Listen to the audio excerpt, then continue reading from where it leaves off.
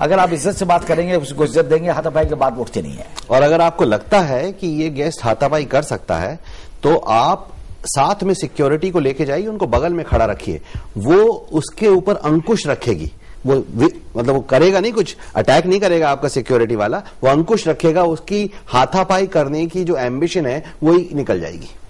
Ma'am actually क्या होता है कि जैसे किसी बात से जूनियर की कोई गलती नहीं है और सीनियर जूनियर के बीच तू मैं जो जैसी बात हो जाती है, तो गेस्ट का इस पे क्या फर्क पड़ता है? नहीं, जूनियर को सीनियर की रिस्पेक्ट करना तो शुरू से ही सिखाया जाता है, बचपन से ही हमें सिखाया जाता है अपने से बड़े की, अपने से सीनियर की रिस्पेक्ट करना, तो वो जरूरी है। ऐसा होता नहीं, ऐसा हो नहीं सकता।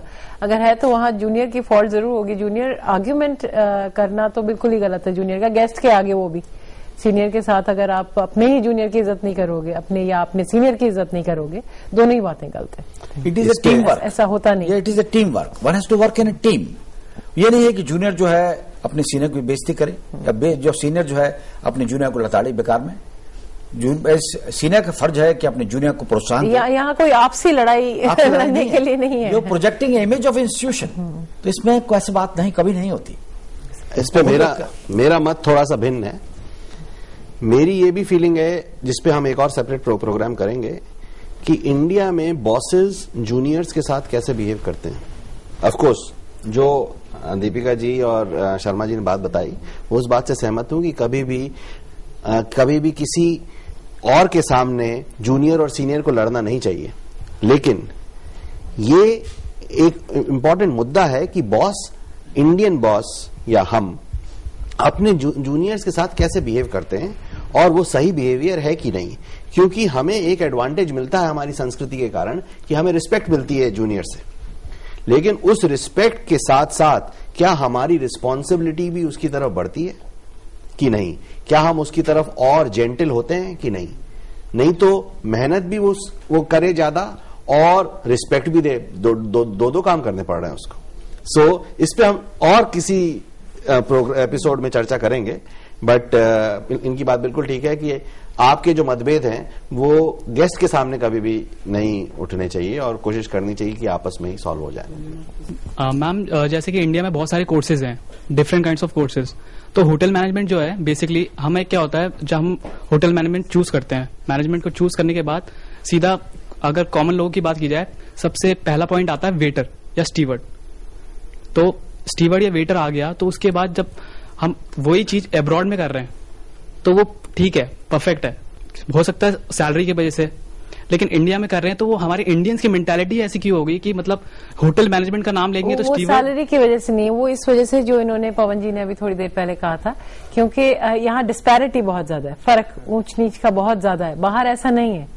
बाहर जो मैं कहने की कोशिश कर रही थी, काम को इज्जत दी जाती है, हर एक के काम को। अमेरिका या कहीं की आप बात करेंगे, खास तौर से अमेरिका में हर एक इंसान के काम को इज्जत दी जाती है, उस काम से वो छोटा बड़ा नहीं होता। जबकि हमारे देश में ये प्रॉब्लम है, डेफिनेटली है, और बहुत ज्यादा है। और मुझे उम्मीद है कि हम हमारी कोशिशों से शायद वो चेंज हो, क्योंकि ये एक महान देश है। इंडिया एक महान देश है। जो हम में छोटी मोटी कमियां हैं वो हम डिस्कस कर रहे हैं यहाँ पर। अगर ये त्रुटियां हमने रिमूव कर दी तो हम विश्व के सबसे ग्रेटेस्ट देश हो जाएंगे, और वो देश बनाने का आपका भी मन होगा, हमारा भी मन है। सो ये छोटे छोटे कदम है। हाँ बोलिए सर। एक्चुअली जैसे कि आजकल देखा जा रहा है, बार और डिस्क में लेडीज के साथ गलत व्यवहार होता है, ओवर ड्रिंक कर लेते हैं, तो गवर्नमेंट को इन पे कुछ करना नहीं चाहिए, मतलब लिमिटेशन रखनी चाहिए ड्रिंक्स पे। मेरे ख्याल से रादर देन गवर्नमेंट, ये तो वो कस्टमर्स पे ही रहना चाहिए, या बारटेंडर को कहना चाहिए कि, या वहां पर जो सिक्योरिटी वगैरह होती है उसको हल्के से इंटरवीन करना चाहिए कि सर अभी आपको वापस भी जाना है तो इतना ड्रिंक नहीं करिए, बीच में प्रॉब्लम हो सकती है। सो गवर्नमेंट का मेरे को ख्याल से इसमें रोल नहीं है इसमें। नहीं, ड्रिंक करने वाले को रोकना ऐसा है जैसे खाने वाले को रोकना, क्योंकि उसके वो आया है उधर एंजॉय करने, उसके लिए बाउंसर्स होते हैं उसको हैंडल करने के लिए। सर अभी थोड़ी देर पहले उन्होंने जो बात बोली कि सीनियर और जूनियर के बीच में, तो अगर सीनियर गलत है और जूनियर गलत नहीं है तो इनके जूनियर को क्या करना चाहिए? मैं बताना चाहूंगा कि मैनेजमेंट क्या चीज है।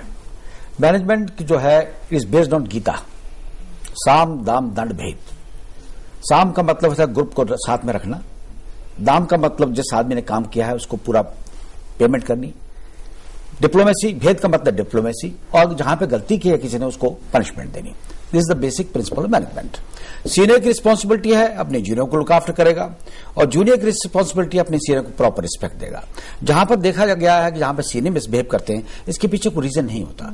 अगर सीनियर मिसबिहेव कर रहे हैं और जूनियर को बेकार अत्याचार उस पर कर रहे हैं, इसके लिए उनके ऊपर भी सीनियर के ऊपर कोई और सीनियर है जो उनका ध्यान रखेगा। अगर आप ऐसी सिचुएशन में हैं तो आप अपने सीनियर के अगेंस्ट, आपके पास फोरम अवेलेबल है, उसके अगेंस्ट रिप्रेजेंटेशन कर सकते हैं कि आपको मिसट्रीट किया जा रहा है, and the senior most in the organisation will look after that. लेकिन मैंने यहाँ ये देखा है कि जो सीनियर होता है वो जब जूनियर बिल्कुल करेक्ट है फिर भी वो जूनियर को ही दबाकर हैंडल करता है बात को। मतलब कहीं पर इंसाफ तो बहुत दूर दूर तक नहीं मिला। मतलब वो हैंडल तो कर लेता है, वो हैंडल कैसे करता है, जूनियर को दबा के। There is a point here also. हाँ बताइए। अगर जूनियर को ज्यादा प्रोत्साहन देंगे तो junior might get spoiled also. He is got to keep him under check. अभी प्रश्न जो हम उठा रहे हैं कि जूनियर उतना स्पॉइल्ड नहीं लग रहा, हमें तो गेस्ट स्पॉइल्ड लग रहा है। लेकिन ये इंडस्ट्री ऐसी है कि आप, हाँ, अगर आप गेस्ट को, अगर आप गेस्ट से खुद रूड होने लग जाएंगे तो हम ना तो उनको कुछ सिखा रहे हैं और ना कोई फायदा हो रहा है उससे। अतिथि देवो भव कहते हैं, अतिथि जो है भगवान के बराबर। सो हमें अपने गेस्ट को जो होस्टल में ठहरा है उसको भगवान के बराबर रखना है। He is a client. इस पे भी मेरा कमेंट है, इसमें मैंने स्टडी करी है, अतिथि देवो भव, क्योंकि वर्ल्ड वाइड तो गेस्ट इज अ पेस्ट। अगर आप गेस्ट को पेस्ट समझेंगे तो होटल इंडस्ट्री में काम नहीं कर सकते। बहुत अच्छे प्रश्न आए आप लोगों की तरफ से, बहुत अच्छी ऑडियंस थी, बहुत अच्छे उत्तर आए आप लोगों की तरफ से। फिर मुलाकात होगी। जय हिंद।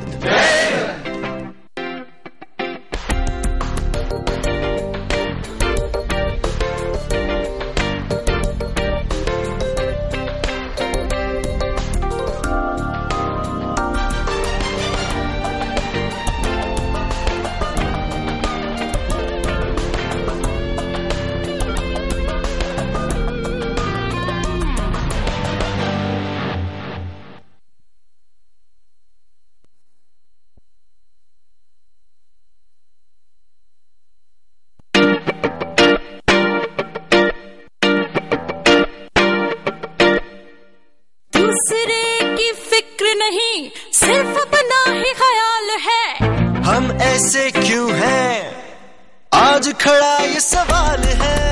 अपनी ही बड़ी है, बेपरवाह हमारी चाल है, हम ऐसे क्यों हैं, आज खड़ा ये सवाल है।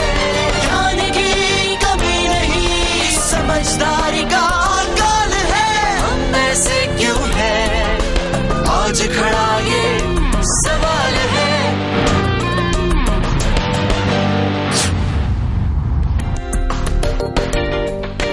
नमस्कार। इस प्रोग्राम हम ऐसे क्यों हैं में हमने विभिन्न विषयों पर बात करी और कुछ ऐसे बिंदुओं पर हमने चर्चा करी एक सच्चे दिल से जो आज समाज के लिए अति आवश्यक हैं। इस संदर्भ में मुझे कन्फ्यूशियस जो एक महान विचारक हैं उनका एक वाक्य याद आ रहा है। उन्होंने कहा है कि एक समाज को सुचारू ढंग से चलाने के लिए उसके 4 पहिए होने चाहिए। पहला पहिया शासक, दूसरा पहिया सोल्जर, तीसरा पहिया बिजनेसमैन और चौथा पहिया वर्कर। आज हम चौथे पहिए की बात करेंगे। वर्कर को हमारे समाज को किस तरह अपने स्किल्स बढ़ाने में मदद करनी चाहिए और किस तरह हमारे समाज में वर्कर को मानपूर्वक सम्मिलित करना चाहिए। इस संदर्भ में बात करने के लिए आज हमने अपने स्टूडियो में 2 बहुत इंपॉर्टेंट गेस्ट को बुलाया है, मिस्टर राम अत्री और मिस्टर राजेश अग्रवाल। आपका स्वागत है।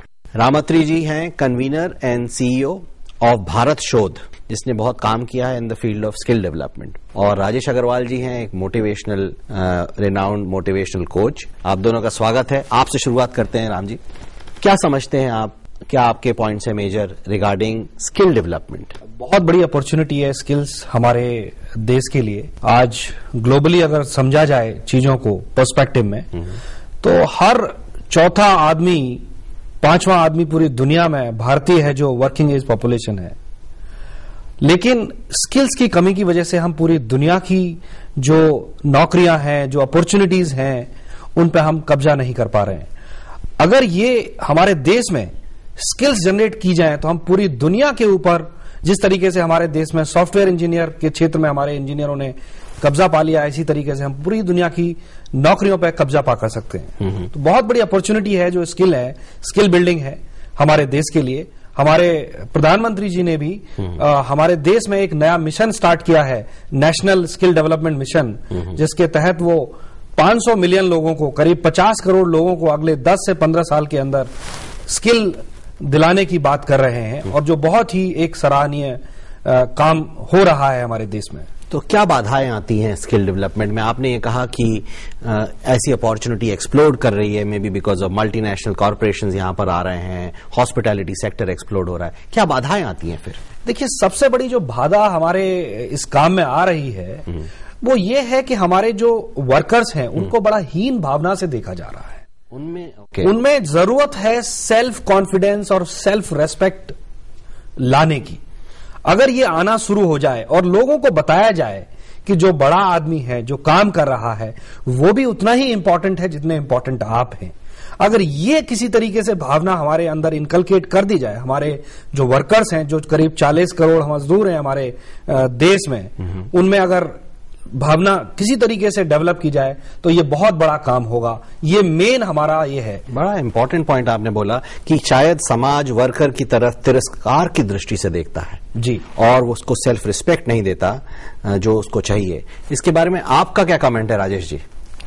देखिए पवन जी, मेरी दृष्टि इस विषय पर ये कहती है कि सबसे पहले तो हमें पोस्ट और पर्सन, यानी व्यक्ति और पदवी के बीच में जो है ये जो सामंजस्य है, जो बैलेंस है, इसको स्टैब्लिश करना पड़ेगा। मेरी दृष्टि में अगर एक व्यक्ति झाड़ू का काम करता है, सफाई का काम करता है, या समझ लीजिए सुरक्षा का काम करता है, सिक्योरिटी का काम करता है, मेरे अपार्टमेंट की देखभाल करता है, और एक व्यक्ति जो है देश की देखभाल करता है, दोनों अपना अपना काम कर रहे हैं, दोनों का सम्मान बराबर है, दोनों की फंक्शनल पोस्ट अलग अलग है।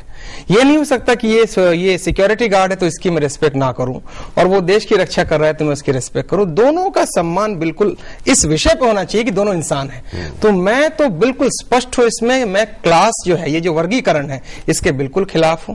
जब तक हम इन विषयों को खुल के चर्चा नहीं करेंगे, जब तक हम इनके साथ एक बहुत ही दोस्ताना और बहुत ही प्रेम वाला और बहुत ही रेस्पेक्ट वाला व्यवहार नहीं करेंगे, तब तक हम इनके अंदर कितनी भी कुशलता या स्किल के कार्यक्रम लाएं। पहली चीज है इनको बेसिक रेस्पेक्ट देना कि भाई आप भी उतने इंपॉर्टेंट हो जितने हम इंपॉर्टेंट हैं। उसके बाद इनकी कुशलता में इजाफा करना, तब हम बहुत अच्छी जगह पहुंच पाएंगे। बहुत ही बढ़िया पॉइंट आपने बोला कि प्रधानमंत्री देश की रक्षा कर रहे हैं जी, और ये सिक्योरिटी गार्ड मेरे घर की रक्षा कर रहा है जी। मेरे लिए दोनों लोग इंपॉर्टेंट है जी। बहुत ही ब्यूटीफुल पॉइंट बोला। इसी पॉइंट पर जरा कुछ क्लिप्स देखते हैं और फिर वापस आते हैं इस चर्चा। जी बिल्कुल।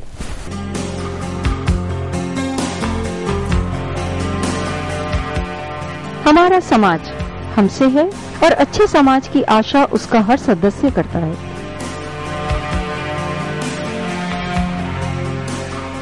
ऐसी शिक्षा दी जानी चाहिए कि हर व्यक्ति हर क्षेत्र में अपने साथ साथ आसपास के लोगों का भी ध्यान रखे। हर व्यक्ति का सड़क पर, हवाई अड्डे पर, रेलवे स्टेशन पर, मॉल में, ऑफिस में और घर में उचित और सभ्य व्यवहार होना चाहिए। सबको अपने अपने तरीके से काम करने की इच्छा होती है, मगर बहुत से कर्मचारी इस तरीके के भी होते हैं जिन्हें की काम से दिल चुराने की आदत है। उन्हें किस तरीके से काम लिया जाए, उनसे किस तरीके से काम लिया जाए, ये निर्भर कुछ हम लोगों पर भी करता है। कुछ कर्मचारी तो खुद ही ऐसे होते हैं कि भाई जिनको पूरी लगन होती है और कुछ करने के लिए वो घर से निकले होते हैं और काम करते हैं। कुछ लोगों को ऐसा करना पड़ता है कि उनको डेवलप किया जाता है, डेवलप करने की जरूरत होती है, और कुछ उनको ऐसा मतलब कोशिश की जाती है कि भाई वो कुछ काम में अपना दिल लगाएं।